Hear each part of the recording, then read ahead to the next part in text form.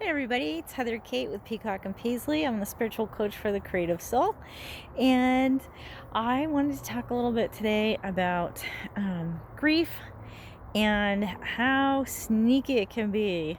This is your Wednesday wisdom, and I had an experience last week with grief and some pretty tough stuff that I went through years ago. Years ago, and which I had finally, it was the anniversary of death of somebody that I loved a lot, and then there were other things that happened after that with other people that were connected to all of that, and yeah, I'm vague booking. But I really felt like it had been enough years, enough years. It's definitely past the 2 years normal average grieving time, but it, like, really, there were a bunch of things that really got to me for about a week. Not just on the day, not just on some of the days leading up to it, not just it, of course, when somebody dies, it's never really just the day. There's everything else. If you're really personally involved with them, there's you know the days leading up to things, there's the funeral, there's everything. But this really, really whacked me. And it was a really, good reminder of something that I teach, which is that we don't heal in a straight line, we heal in a wavy spiral.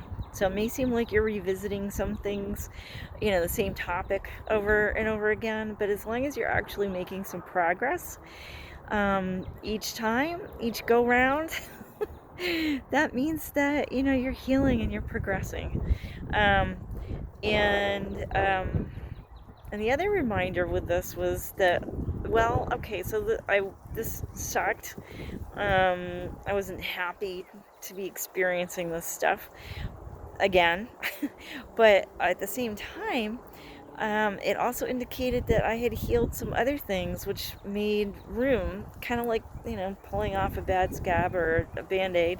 The next layer of healing, the next layer of stuff that needs to be healed could kind of bubble up to the surface. And again, who wants to deal with bad stuff ever? Why should we have had the bad stuff to begin with?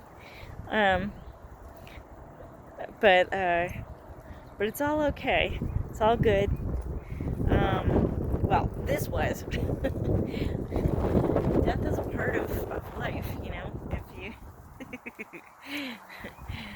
It's just one of those things. So, I just want to remind you that if you're going through something that's really difficult, or if you are still healing from something that's really difficult, it can take time, and to give yourself grace and allow yourself to feel peace and joy and to feel the good things as often as and as much as possible. There's, never have to hold back on that, even if, you might be right in the middle of something.